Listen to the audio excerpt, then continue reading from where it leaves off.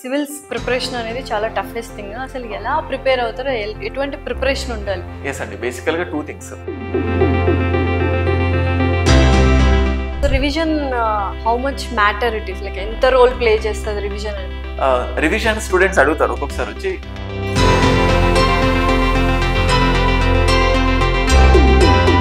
So ఈ ప్రిపరేషన్కి మనం ఎన్ని మంత్స్ ముందు, లేకపోతే మంత్స్ ముందా, ఇయర్స్ ముందా ప్రిపేర్ అనేది స్టార్ట్ చేయాలి? అంటే ఇంత టైం పడుతుందంటే సో అలా ప్రిపరేషన్ లేకుండా అటెంప్ట్ ఇవ్వచ్చా? వేస్ట్ అయిపోతుంది.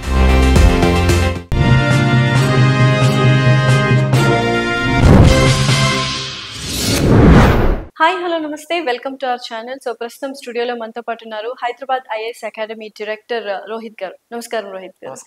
So first of all, civils preparation అనేది చాలా టఫెస్ట్ థింగ్. అసలు ఎలా ప్రిపేర్ అవుతారో, ఎటువంటి ప్రిపరేషన్ ఉండాలి? ఎస్ అండి, బేసికల్గా 2 things. ఈ మధ్య చాలా మంది కాలేజ్లో ఉంటూనే ప్రిపేర్ అవుతున్నారు. అండ్ ఒకటి, ఫర్ సపోజ్ గ్రాడ్యుయేషన్ అయిపోయిన తర్వాత going to the preparation. Okay. అయితే చాలా మంది స్టూడెంట్స్ ఏంటంటే కోచింగ్ తీసుకోవాలి అన్న ఈగర్లో ఉంటున్నారు. అంటే కోచింగ్ కంటే ముందు కొన్ని ప్రీ రిక్విజిట్స్ ఉంటాయి. అంటే ఫర్ సపోజ్ ఇది ఎగ్జాక్ట్గా ఎలా ఉంటుందంటే, ఒక పర్సన్ ఏదో మూవీ చూసో లేకపోతే ఎక్కడనో ఇన్స్పైర్ అయిపోయి జిమ్కి వెళ్ళాలనుకుంటున్నాడు. అతని మెయిన్ ఇంటెన్షన్ ఏంటంటే, జిమ్కి వెళ్ళాలంటే నీకు వెరీ ఫస్ట్ డే నీకు బాడీ బిల్డప్ అవ్వదు, వెళ్ళగానే ఫస్ట్ హెవీ క్యారీ చేయాలంటే కోచ్ ఎంతసేపు ఆగు, కొంచెం వార్మప్ చేయాలన్నా వాళ్ళ మెయిన్ ఇంటెన్షన్ డైరెక్ట్ గా వెయిట్ లిఫ్ట్ చేయాలి. కరెక్ట్. ఎగ్జాక్ట్లీ ఇక్కడ కూడా నువ్వు యాక్చువల్ ప్రిపరేషన్ స్టార్ట్ చేసే కంటే ముందు కొన్ని బేసిక్ వార్మప్ లాంటివి ఎన్సీఆర్టీస్, నీకు ఒక బేసిక్ ఐడియా అనేది ఉండాలి. కానీ స్టూడెంట్ ఆ ఎంతూజియాజం ని ఎక్కువ అందులో ఉండిపోవడం వల్ల, అంటే నేను ఆ స్టాండర్డ్ బుక్స్ చదివితేనే చదివినట్టు, ఈ ఎన్సీఆర్టీస్ అనేటివి ఆల్రెడీ 6th 7th క్లాస్ కదా, ఇది మనకెందుకు అన్నట్టు అది వదిలేసి డైరెక్ట్ గా దిగిపోతాడు అందులో. అంటే కోచింగ్ కి వెళ్ళక ముందే మనం ఈ ఎన్సీఆర్టీ బుక్స్ అనేది ఒక అవగాహన అంటే అర్థం అవుతుంది, అంటే ఏ సబ్జెక్ట్ లో ఏముంది, బెస్ట్ థింగ్. కాకపోతే ఓపిక, అంటే సివిల్ సర్వీసెస్ కి అందరూ పర్సిస్టెన్స్, కన్సిస్టెన్సీ, డెడికేషన్ ఇవన్నీ అంటారు. నేను చాలా విన్నాను, నేను అవే అడగబోతున్నాను. వీటన్నిటికి ఫస్ట్ కావాల్సింది ఓపిక. ఒక్కొక్కసారి ఓపిక ఇన్ ద సెన్స్ ఎట్లుంటది అంటే, ఆన్సర్ రైటింగ్ రావాలి సివిల్ సర్వీసెస్. నీ మైండ్ సెట్ ఏం చెప్తుంది అంటే, వెరీ ఫస్ట్ డేనే నీకు బ్యూటిఫుల్ ఆన్సర్ రావాలి. నువ్వు ఒక కాన్సెప్ట్ అర్థం చేసుకోవాలి, వెరీ ఫస్ట్ డేనే నీకు ఆ కాన్సెప్ట్ వచ్చేసేయాలి. ఆ కాన్సెప్ట్ అర్థం కాకపోతే నీలో ఏదో లోపం ఉంది, ఆన్సర్ బ్యూటిఫుల్ గా రాయకపోతే నీలో ఒక లోపం ఉంది అని నీకు నువ్వు ఒక నెగటివ్ వైబ్స్ ని క్రియేట్ చేసుకుంటావు. ఓపిక, ఇట్ టేక్స్ టైం. నీకు ఒక కాన్సెప్ట్ ఇవాళ అర్థం అవ్వకపోతే రేపు ఇంకొకసారి అర్థం అవ్వకపోతే ఇంకొకసారి చదవాలి. బట్ ఆ ఓపిక పోయేసరికి నాకు ఇది కరెక్ట్ కాదేమో అంటే ఆవేశంలో ఏదేదో చేస్తూ ఉంటారు. That is the basic thing. ఓపిక ఉండాలి first of all. Sir, basic foundation అనేది వెరీ ఇంపార్టెంట్. ఇప్పుడు చాలా మంది ఏంటంటే స్కూల్ లెవెల్ నుంచే వాళ్ళ పిల్లలు, స్టూడెంట్స్ కానీ పేరెంట్స్ కానీ స్కూల్ లెవెల్ నుంచి సివిల్స్ క్రాక్ చేయాలన్నప్పుడు కైండ్ ఆఫ్ ఫౌండేషన్ ఇస్తూ ఉంటారు. సో వాళ్ళతో పోల్చుకుంటే రీసెంట్ గా కోచింగ్ తీసుకుని, లేకపోతే ఒక డిగ్రీ కంప్లీట్ అయిన పర్సన్ సివిల్ ఆస్పిరెంట్ గా ఉండాలి అనుకున్న వాళ్ళు డిఫరెన్స్ ఏంటి? వీళ్ళకి ఎక్కువ ఉంటుందా స్కోప్? లేదండి, యాక్చువల్ గా చాలా బెస్ట్ క్వశ్చన్ ఇది. ఈ మధ్య చాలా వచ్చాయి, inter plus degree plus IAS అని చెప్పేసి కొన్ని స్కూల్ లెవెల్లో కూడా. ఇప్పుడు చూడండి, మనకు తెలిసిన క్వశ్చన్ అంటే సివిల్స్ మీకు అవగాహన తక్కువ ఉండొచ్చు, బట్ బేసికల్ గా ఈ ఎంపీసీ బైపీసీ ఐడియా ఉంటుంది కదా. స్కూల్ లెవెల్స్ లో ఉన్నప్పుడు ఇంటర్మీడియట్ లో ఉండే ఐఐటికే వాళ్ళు 6th క్లాస్ నుంచి చెప్తూ ఉంటారు. అంటే ప్రెషర్ ఫీల్ అవుతారు అంతే. అంటే కొన్ని ఉంటాయి కదా, ఏ వయసులో చేయాల్సిన ఆ వయసులో అంటారు కదా. అంటే నువ్వు 6th నుంచి చదివినా 7th నుంచి చదివినా నీకు ఆ సబ్జెక్ట్ పైన ఒక మెచ్యూరిటీ అనేది ఉండదు. It takes time. నేను చాలా మంది చూశాను, inter plus degree plus IAS చూసిన తర్వాత కూడా again they are going for the coaching. అంటే నువ్వు ఇంటర్ డిగ్రీ ప్లస్ ఐఏఎస్ అనే కోచింగ్ తీసుకో, అంటే ఆ ఫీల్డ్ లో ఉన్నావు, ఆ అయిపోయిన తర్వాత మళ్ళీ again why are you coming to Delhi, why are you coming back to Hyderabad, మళ్ళీ ఎందుకు కోచింగ్? అంటే ఇక్కడ ఏంటంటే అయిష్టంతో చదువుతున్నారు, ఇక్కడ నీకు ఇష్టం పెరుగుతుంది. అంతే, ఆ మెచ్యూరిటీ లెవెల్ మ్యాటర్స్ ఎలా. మనము అంటే పేరెంట్స్ చాలా సార్లు, అంటే నా వచ్చినప్పుడు మా వాడు 6th క్లాస్ సమ్మర్ హాలిడేస్ ఉన్నాయి. ఐ డూ రిమెంబర్ అకాడమీలో పొద్దున క్లాసెస్ ఉన్నప్పుడు మా వాడు ఉట్టిగా పంపిస్తాను, వాడికి ఐడియా ఉంటుంది, న్యూస్ పేపర్ చదివిపిస్తే చాలు అవగాహన ఉంటుంది. దానికోసం క్లాసెస్ వాడికి ఏం అర్థం అవ్వదు, భయం ఇస్తుంది. కొన్నిసార్లు మీరు అడిగిన క్వశ్చన్ కి డిగ్రీ మేనేజ్ చేసుకుంటారు కాలేజెస్ లో. డిగ్రీ ఫస్ట్ ఇయర్ నుంచి కాలేజ్కి వెళ్ళకుండా డిగ్రీలో జాయిన్ అవుతారు, ఫస్ట్ ఇయర్ ఢిల్లీకి వచ్చేస్తారు. నేను చూసాను ఇట్లాంటి వాళ్ళని.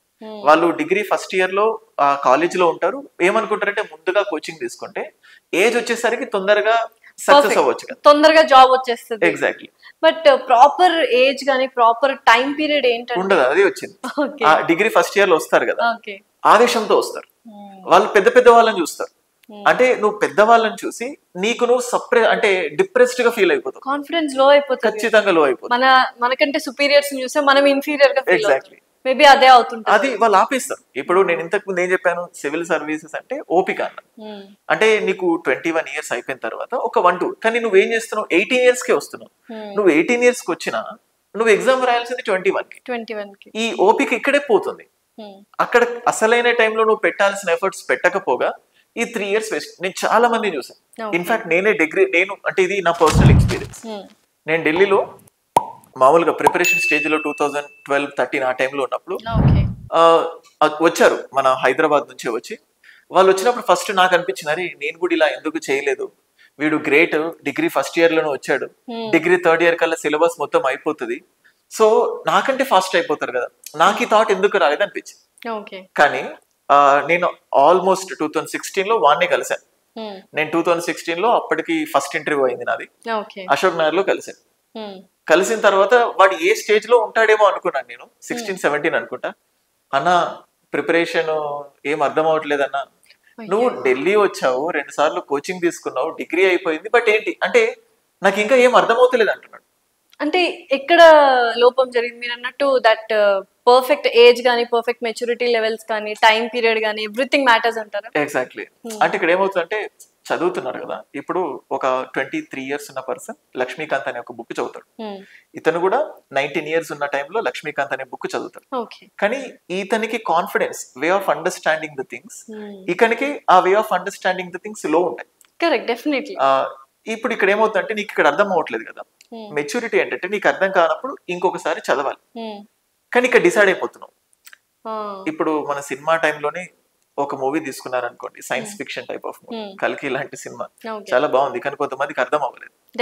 అప్పుడు ఏమంటారు, నీకు సినిమా అర్థం అవ్వకపోతే ఇంకోసారి వెళ్ళు సినిమాకి, సెకండ్ టైం వెళ్తే నీకు పర్ఫెక్ట్ అర్థం అవుతుంది. కానీ ఆ ఒక్క దగ్గర ఆగిపోతే అంటే అందరికి అర్థం అవ్వకపోతే, అర్థం కాక మనకు తెలియదేమోలే, మనకంత నాలెడ్జ్ లేదేమో అనుకుంటారు.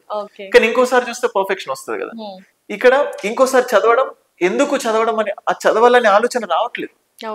రివిజన్, రీవిజన్, మళ్ళీ నువ్వు ఒకసారి చదువుతున్నావు, డిసైడ్ అయిపోతున్నావు నా వల్ల అవుతలేదు, ఇంకా కాన్ఫిడెన్స్ లో, ఇదంతా psychological thing. So revision how much matter it is, like ఎంత రోల్ ప్లే చేస్తుంది రివిజన్ అనేది? ఎస్ అండి, ఇది కూడా చాలా ఇంపార్టెంట్.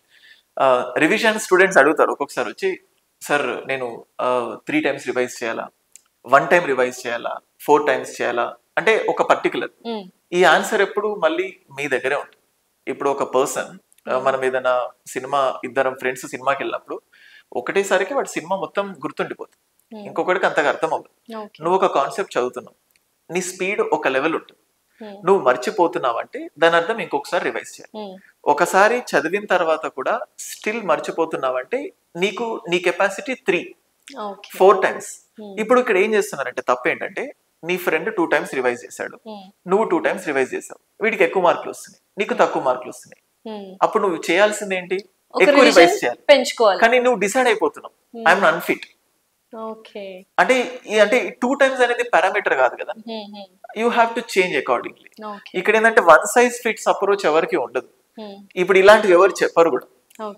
మళ్ళీ వాళ్ళు అంటే రాంగ్ పర్సన్స్ దగ్గరికి వెళ్ళిపోయేసరికి 3 times చేయాలని చెప్పేస్తాం, అసలు అది తప్పది. ఇప్పుడు నా దగ్గరకు వచ్చి మీరు నాకు అడిగినట్టు నేను ఒక 4 times అని చెప్పాను అనుకోండి, అది అల్టిమేట్ అంటే ఒక సైంటిఫిక్ ఎవిడెన్స్ ఉండాలి ఏదైనా. అంటే ఒక 4 times 5 times 4 times నువ్వు రివిజన్ చేస్తే కంపల్సరీ నీకు అన్ని గుర్తుంటాయి, నువ్వు ఎగ్జామ్ పాస్ అవుతావు అని చెప్పలేము కదా. ఎట్లా చెప్తామా? అది అంటే బయట అట్లాంటి వాళ్ళ దగ్గరికి వెళ్తున్నారు, అంటే ఒక సీనియర్ దగ్గరికి వెళ్తారు.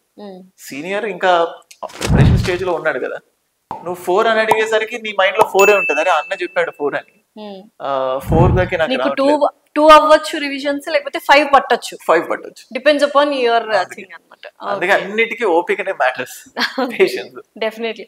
సో ఈ ప్రిపరేషన్ కి మనం ఎన్ని మంత్స్ ముందు, లేకపోతే మంత్స్ ముందా, ఇయర్స్ ముందా ప్రిపేర్ అనేది స్టార్ట్ చేయాలి?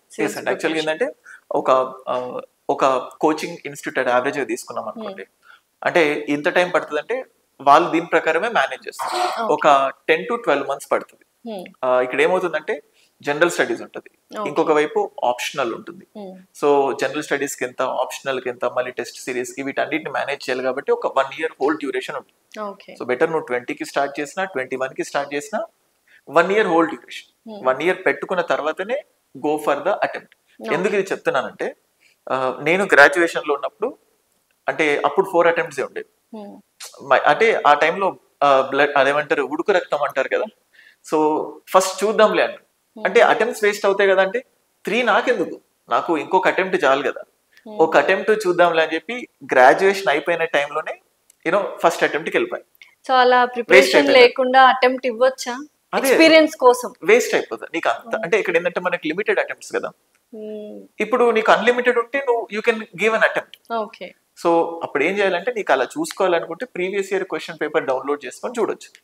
గాడ్స్ గ్రేస్ ఏంటంటే అప్పట్లో 4 attempts ఉన్నవి కాస్త ఇంకా 2 attempts పెంచారు నాకు, అది నాకు ఎడ్జ్ అయిపోయింది. కానీ ఇప్పటికీ ఒకటి ఉంటది, అయిపోయింది. ఆ ఫస్ట్ అటెంప్ట్ ని బెస్ట్ గా యూస్ చేసుకుంటే I would have been in service అనిపిస్తుంది. అంటే అటెంప్ట్స్ అంటే అందుకే ఇప్పుడు మీరు చెప్తుంది ఏంటంటే, ఎగ్జామ్ కంటే ముందు ఎప్పుడు ఏ అటెంప్ట్ సీరియస్ ఈజీగా తీసుకోకండి. నువ్వు ఫుల్ గా ప్రిపేర్ అయ్యి కాన్ఫిడెన్స్ ఉంటేనే నువ్వు అటెంప్ట్ ఇవ్వు.